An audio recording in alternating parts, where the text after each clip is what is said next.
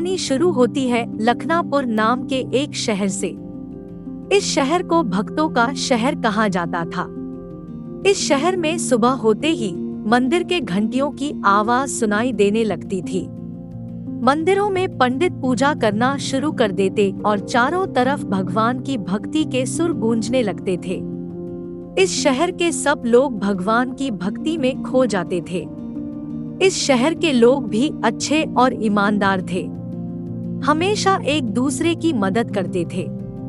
इस शहर के सभी लोग खुश थे और इनका समय भगवान का गुणगान करते करते ही पूरा दिन निकल जाता था। इसी शहर में रामलाल अपनी पत्नी और एक बेटे के साथ रहता था। रामलाल एक सरकारी नौकरी करता था। वह बहुत साल पहले इस शहर में रहने आया था। तब से लेकर आज तक इसी शहर में रह रहा था। उसको यह शहर बहुत पसंद आया था, जिसके कारण वह इस शहर को कभी छोड़ के नहीं गया। इस शहर से उसको प्यार हो गया था। उसको कई बार कंपनी ने ट्रांसफर के लिए बोला, लेकिन रामलाल ने हमेशा मना कर दिया। कंपनी भी अब समझ गई थी कि रामलाल का मन यहाँ से जाने का नहीं है, इसलिए कंपनी ने हमेशा के लिए इसी शहर में ट्रांसफर कर दिया। यह सुनकर रामलाल बहुत खुश हो गया। इसी तरह रामलाल अपने परिवार के साथ खुशी खुशी रह रहा था। रामलाल की पत्नी का नाम मालिनी था। वह एक सरकारी स्कूल में पढ़ाती थी। मालिनी बहुत शांत स्वभाव की थी और कभी भी गुस्सा नहीं करती थी। उसके क्लास के सारे बच्चे हमेशा पास हो जाते थे, जिसके कारण स्कूल के सभी टीचर उसको बहुत पसंद करते थे। वह पढ़ाने के साथ साथ घर के सारे काम भी करती थी। वह अपने पति और बच्चों का बहुत ख्याल रखती थी। घर के सभी लोग उसके खाने की खूब तारीफ करते थे। मालिनी ने पूरे घर को संभाल के रखा था। वह सारी चीजों को बहुत अच्छे से संभालती थी। वह अपने जिंदगी से बहुत खुश थी। पति और उसका बेटा भी उसको बहुत प्यार करते थे। इनके बेटे का नाम संजीव था। वह पढ़ने में बहुत तेज था। वह हमेशा स्कूल में सबसे आगे रहता था। स्कूल के सभी टीचर उसको बहुत मानते थे। वह गणेश भगवान को बहुत मानता था। वह स्कूल जाने से पहले भगवान की पूजा करता और स्कूल जाता था। उसका मन बहुत साफ होने के साथ साथ कोमल भी था। वह अपने माँ की मदद भी करता और पापा के साथ बाहर जाकर घर की चीजों को खरीदने भी जाता था, जिसके कारण उसको चीजों को खरीदने का ज्ञान हो गया। जब ये बात उसके माता पिता को पता चला तो वे भी बहुत खुश हो गए। वह सुबह उठकर मंदिर भी जाने लगा। पहले अपनी माँ के साथ जाता था। कुछ दिनों के बाद वह अकेले ही जाने लगा। वह धीरे धीरे समझदार हो रहा था। रामलाल और मालिनी उसको बहुत अच्छी शिक्षा देते थे। वह छोटे से उम्र में ही सब कुछ समझने लगा था। कुछ दिनों के बाद मालिनी ने रामलाल को बोला कि चलो अपने रिश्तेदारों से मिलने चलते हैं। बहुत दिनों से हम मिले भी नहीं हैं। रामलाल तैयार हो गया। उसने पहले ऑफिस से छुट्टी ली और मालिनी को भी बोला कि तुम भी छुट्टी ले लो। मालिनी ने स्कूल में छुट्टी ले ली और अपने बेटे के छुट्टी के लिए स्कूल में बता दिया। छुट्टी मिलने के बाद सब लोग जाने की तैयारी करने लगे। सब लोग बहुत खुश थे। सब लोग रिश्तेदारों से मिलने के लिए चल दिए। कुछ दिनों के सफर के बाद वे लोग अपने रिश्तेदार के घर पहुंच गए। इनके रिश्तेदार के परिवार में 3 लोग थे। इनके रिश्तेदार में ललित अपने पत्नी और बेटी के साथ रहता था। ललित की प्राइवेट नौकरी थी और उसकी तनख्वाह रामलाल से बहुत कम थी। उसकी पत्नी का नाम मीरा था। वह केवल घर का काम करती और अपने बेटी को संभालती थी। इनको हमेशा पैसे की कमी रहती थी। इनकी बेटी का नाम मंजू था। वह रामलाल के बेटे से बड़ी थी और पढ़ने में भी ठीक नहीं थी। हमेशा स्कूल में सबसे पीछे रहती और इसके माता पिता भी इसको पढ़ाते भी नहीं थे। जिसके कारण वह पढ़ाई में पीछे रह गई। यह लोग हमेशा दुखी रहते और पूजा भी नहीं करते थे। ये लोग भगवान में विश्वास नहीं रखते थे। वे हमेशा काला जादू करवाते थे और उसी में विश्वास भी बहुत रखते थे। काला जादू में विश्वास रखने के कारण इनके घर में कभी भी खुशी नहीं रहती थी। घर के सभी लोग दुखी और परेशान रहते थे। ललित ने अपने दोस्त का स्वागत किया और घर के अंदर बुलाया। वह अपने दोस्त को देखकर बहुत हैरान था। इनके अच्छे कपड़े देखकर दोनों पति पत्नी इनसे जलने लगे।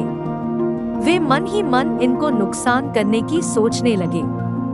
जबकि रामलाल और उसकी पत्नी ने इनको नए कपड़े दिए और ढेर सारी मिठाई भी दी। इतना करने के बाद भी ये लोग खुश नहीं थे। बस इनकी बेटी नए कपड़े और मिठाई लेकर खुश थी। ललित और उसकी पत्नी ने अपने दोस्त के साथ बुरा करने की सोचने लगे। उन्होंने एक प्लान बनाया और उस पर काम करने लगे। रात को जब सब लोग सो गए तो इन लोगों ने अपने दोस्त की पत्नी पर काला जादू कर दिया। काला जादू करने के बाद दोनों बहुत खुश हो गए। इनको लगा कि जब इनके घर में कोई औरत ही नहीं रहेगी तो इनकी जिंदगी में भी दुख ही दुख होगा। ये दोनों सुबह होने का इंतजार करने लगे ताकि अपने दोस्त की पत्नी की मौत की खबर जल्दी से जल्दी मिल जाए। जब सुबह हुई तो सब कुछ ठीक था। ये देखकर ये लोग और भी ज्यादा जलने लगे। सामने से बहुत खुश दिखते थे लेकिन पीठ पीछे बहुत जलते थे। अब रामलाल और उसकी पत्नी ने दोस्त को बोला, अब हम चलते हैं। तुम दोनों से मिलकर हमको बहुत खुशी हुई। इतना बोलकर रामलाल और उसका परिवार अपने घर को चल दिया। कुछ दिनों के सफर के बाद सब लोग घर पहुंच गए। सब लोग थोड़ा आराम करके खाना खाया और सब लोग सोने चल दिए। अगले दिन जब लोग उठे लेकिन मालिनी सोती रही। यह सब देखकर सबको बहुत हैरानी हुई। जब रामलाल और उसका बेटा मालिनी के पास आए, उन्होंने देखा कि मालिनी की तबीयत ठीक नहीं है। इसलिए सब मालिनी को अस्पताल लेकर आ गए। डॉक्टर ने इलाज करना शुरू कर दिया। इलाज करने के बाद भी वह ठीक नहीं हो रही थी। 2 दिन ऐसे ही बीत गए। रामलाल और उसका बेटा बहुत परेशान हो गए। दोनों बहुत रोने लगे। तभी संजीव को गणेश जी की याद आई।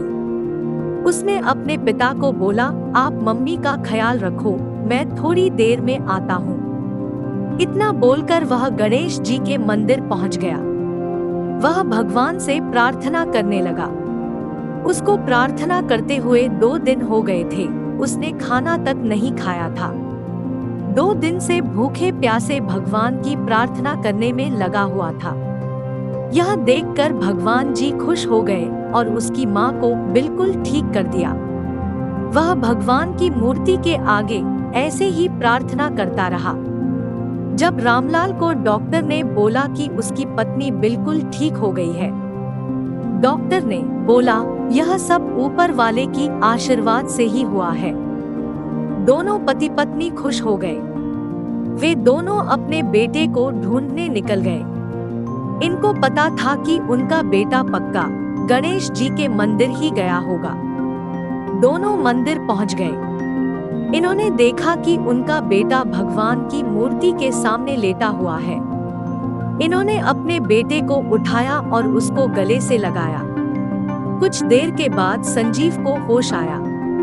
वह अपनी माँ को देखकर बहुत खुश हो गया। उसने भगवान जी को धन्यवाद बोला और सब लोग घर चल दिए। संजीव के घर पहुंचकर खाना खाया और आराम किया।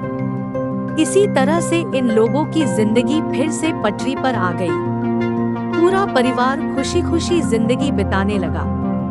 इस कहानी से हमें यह शिक्षा मिलती है कि चाहे कितनी भी मुश्किलें आ जाए, भगवान अपने भक्तों का हमेशा ही ख्याल रखते हैं। चाहे कोई कितना भी बुरा कर ले, लेकिन सच्चे इंसान का भगवान कभी भी बुरा नहीं होने देते हैं। जैसे कि आपने इस कहानी में देखा कि एक आदमी काला जादू करके अपने दोस्त की बीवी को ही मारने का प्लान करने लगा, लेकिन एक छोटे से बच्चे की प्रार्थना ने अपनी माँ को ठीक कर लिया।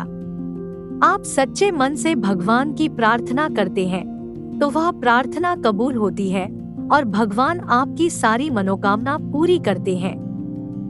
आप लोगों को यह बात पता होनी चाहिए कि दुनिया में चाहे कोई कितना भी बुरा चाहे, लेकिन अच्छे लोगों के साथ भगवान कभी भी बुरा नहीं होने देते हैं। भगवान के आगे कोई भी बुरी शक्ति किसी का कुछ भी बिगाड़ नहीं सकती है। यह सारी शक्तियां भगवान के आगे विफल हो जाती है। भगवान से बढ़कर इस दुनिया में कोई भी नहीं है और इनकी ताकत के आगे कोई भी बुरी शक्ति टिक नहीं सकती है।